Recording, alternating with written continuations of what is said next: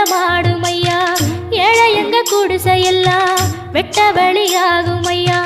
செந்தூரில் நீ இருக்க என்ன குறை நேரும் ஐயா.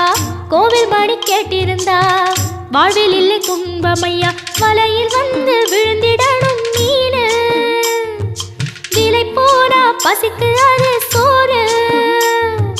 உப்பு காத்து ஊத காத்து சுத்தும் கடலு கரைய பார்த்து சத்தியமா கோயில் கொண்ட சுப்பையா.